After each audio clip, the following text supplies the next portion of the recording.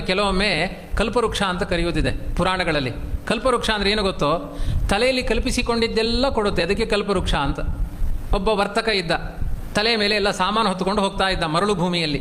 ಸಿಕ್ಕಾಪಟ್ಟೆ ಭಾರ, ಬೇಸಿಗೆ ಕಾಲ, ಸೆಕೆ ತಡಿಲಿಕ್ಕಾಗ್ತಾ ಇಲ್ಲ, ಕುಡಿಲಿಕ್ಕೆ ನೀರಿಲ್ಲ, ತಿನ್ನಲಿಕ್ಕೆ ಆಹಾರ ಇಲ್ಲ, ತಲೆ ಮೇಲೆಲ್ಲ ಬರೀ ಕಟ್ಟಿಗೆಗಳ ಗಂಟು.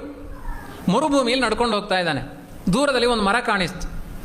ಅದು ಸಾಮಾನ್ಯ ಮರ ಅಲ್ಲ, ಕಲ್ಪವೃಕ್ಷ ಅದು. ಅದರ ಬುಡದಲ್ಲಿ ಹೋಗಿ ಕಟ್ಟಿಗೆಯ ಹೊರೆಯನ್ನು ಇಳಿಸಿದ.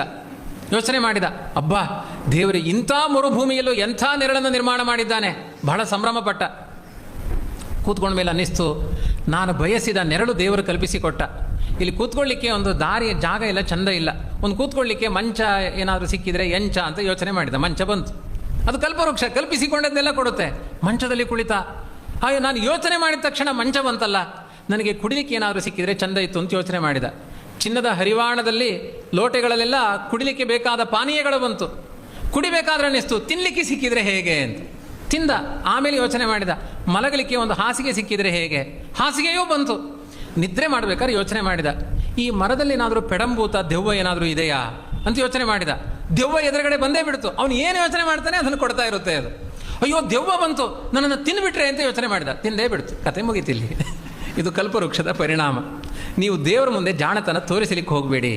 ಅದನ್ನು ಕೊಡು, ಇದನ್ನು ಕೊಡು, ಅಷ್ಟೇ ಕೊಡ್ತಾನೆ ದೇವರು. ಮುಂದಿನ ಪರಿಹಾರ ಏನು, ನನಗೆ ಆಯುಷ್ಯ ಕೊಡು, ಕೊಟ್ಟ. ಸಂಪತ್ತು ಕೊಡು, ಕೊಟ್ಟ. ಅದರ ಜೊತೆಗೆ ಚಿಂತೆ ಕೊಡಬೇಡ ಅಂತ ಮತ್ತೆ ಕೇಳಬೇಕು ನಾವು ಎಕ್ಸ್ಟ್ರಾ. ಅದೆಲ್ಲ ತುಂಬ ಕಷ್ಟ ನಮಗೆ ಕೇಳ್ತಾ ಹೋಗೋದು. ಅದಕ್ಕೆ ದೇವರ ಬಳಿ ಹೇಗೆ ಕೇಳಬೇಕು ಅಂತ ಜ್ಞಾನಿಗಳು ಹೇಳಿಕೊಡ್ತಾರೆ. ಈ ಮಣ್ಣಿನ ವಾದಿರಾಜರು ಹೇಳಿಕೊಡ್ತಾರೆ. ಅಂಧೋಹಂ ಕರುಣಾ ಸಿಂಧೋ ವೀಕ್ಷೇನ ಕ್ಷೇಮ ಪದ್ಧತಿಂ ಇಂದಿರೇಶ ಕರಂ ಗೃಹನ್ ವರ್ತಯ ಅನಿಂದ್ಯ ವರ್ತನೆ. ನಾನೊಬ್ಬ ಕುರುಡ, ಏನು ಕೇಳ್ಕೊಳ್ಬೇಕು ಅನ್ನೋ ಗೊತ್ತಿಲ್ಲ. ಏನೋ ಒಂದಷ್ಟು ಕೇಳ್ತೇನೆ, ನನ್ನ ಮಕ್ಕಳಿಗೆ ಒಳ್ಳೇದಾಗಲಿ, ನನ್ನ ಹೆಂಡತಿಗೆ ಒಳ್ಳೇದಾಗಲಿ ಅಂತ. ದೇವರು ಏನಾದರೂ ಪೂರ್ತಿ ವಿಡಿಯೋ ಮಾಡಿದ ಹಾಗೆ ಎಲ್ಲ ವಿಡಿಯೋ ಮಾಡಿ ತೋರಿಸಿದರೆ ಅನಂತ ಜನ್ಮದ ಹೆಂಡಂದ್ರಿದ್ದಾರೆ, ನಮಗೆ ಅನಂತ ಜನ್ಮದ ಮಕ್ಕಳಿದ್ದಾರೆ. ಯಾರ ಬಗ್ಗೆ ನಾವು ಕೇಳಬೇಕು? ಯಾರು ನಮಗೆ ಸಂಬಂಧಪಟ್ಟವರಲ್ಲ. ಕರ್ತವ್ಯಕ್ಕೋಸ್ಕರ ಎಲ್ಲ ಇದ್ದಾರೆ. ಕರ್ತವ್ಯ ಬಿಟ್ಟಿನ ಕಾಡಿಗೆ ಹೋಗೋದಲ್ಲ, ಕರ್ತವ್ಯಕ್ಕಾಗಿ ಇದ್ದಾರೆ ಅಷ್ಟೇ.